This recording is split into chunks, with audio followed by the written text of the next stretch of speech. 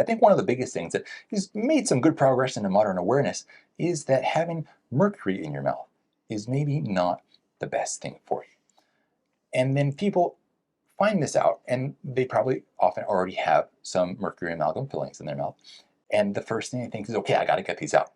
But if not removed with the proper methods, this can sometimes end up worse than it began in terms of the mercury levels in their blood. So what should people look for when they realize, okay, I want to get my mercury out?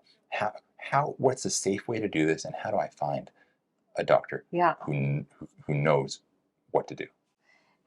The place to find a doctor is really on iaomt.org, where people can find actually a doctor in their area that practices biological dentistry.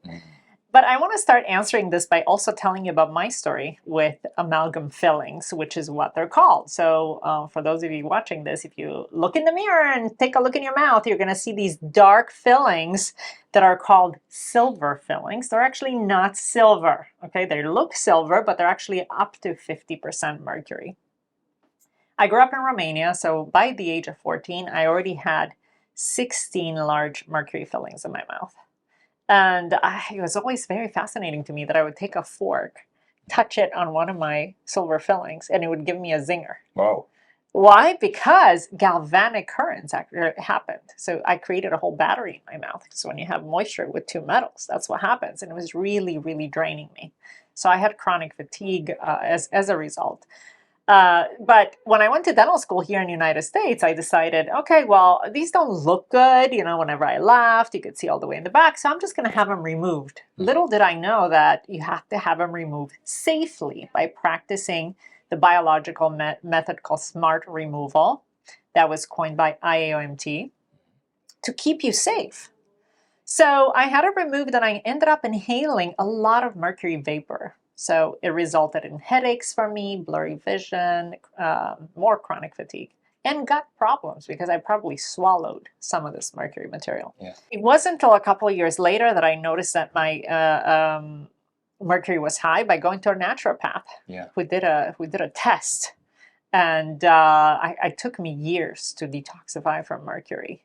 But really what happens is when you have mercury fillings removed, it's actually more toxic, so it has to be done carefully. Right, yeah, and there's nothing worse than trying to take a positive step for your health and it actually ending up worse than where you were at before. Exactly. So the smart removal actually contains not just isolating that tooth or that area from you swallowing the material, but we use this huge suction, it's about this big, to suck out all the vapors, because those actually can be very toxic. And what happens when we inhale the mercury vapors, they go to the brain and fatty tissues. Right. So it's a neurological toxin. Absolutely. So many people, I think their health is being wrecked from their mercury levels and they have absolutely no idea, especially mental health. Yes, and sadly, what happened with the mercury for many years, dentists were removing it because we've been using mercury for 60 plus years in dentistry.